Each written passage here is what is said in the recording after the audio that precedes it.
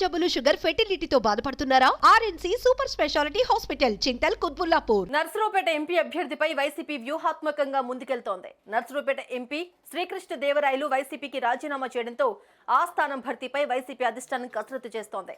గెలుపు గుర్రాలకే టికెట్లు కేటాయించాలని సీఎం జగన్ భావిస్తూ ఉండడంతో వైసీపీ పార్టీలో టికెట్ల సర్దుబాటు అంశం ప్రకంపనలు రేపుతోంది.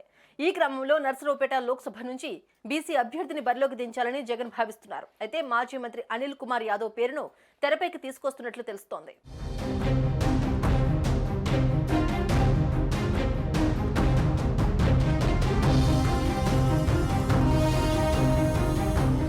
ఉమ్మడి గుంటూరు జిల్లాలో నర్సరావుపేట లోక్సభ నియోజకవర్గం అత్యంత కీలకం.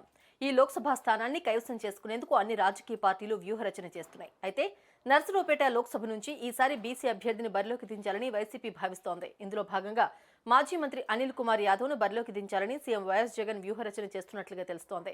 ప్రస్తుతం చిలకలూరిపేట అసెంబ్లీకి ప్రాతినిధ్యం వహిస్తున్న విడుదల రజనీని ఇటీవల గుంటూరు వెస్ట్కు చేంజ్ చేశారు. అయితే లావు శ్రీకృష్ణ దేవరాయలు రాజీనామా చేయడంతో నర్సరావుపేట నుంచి ఎంపీగా పోటీ చేయాలని జగన్ విడుదల రజనీకి సూచించినట్లు మొన్నటి వరకు ప్రచారం జరిగింది. ఈ విషయంపై ఇప్పటికే రజనీతో మాట్లాడారని, ఆమెనే నర్సరావుపేట నుంచి పోటీ చేస్తుందని గుసగుసలు వినిపించాయి. ఇప్పుడు మరో కొత్త పేరు తెరపైకొచ్చింది. ఎమ్మెల్యే అనిల్ కుమార్ యాదవ్ పేరును నర్సరావుపేట ఎంపీ సీటు కోసం జగన్ పరిశీలిస్తున్నారట.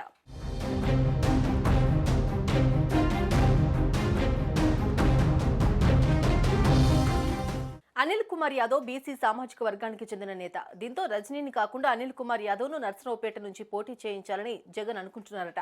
ఈ మేరకు అనిల్ కుమార్ యాదవ్ సీఎం క్యాంప్ ఆఫీస్కి వెళ్లి జగన్ను కలిశారు.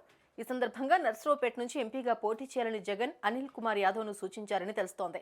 ఈ విషయంపై ఆలోచించుకునేందుకు కొంత సమయం కూడా ఇచ్చినట్లు తెలుస్తోంది. మరి అనిల్ కు నెల్లూరును వదిలిపెట్టడం ఇష్టమేనా? గుంటూరు నుంచి ఎంపీగా పోటీ చేస్తారా లేదా అన్నది ప్రస్తుతం చర్చనీయాంశంగా మారింది.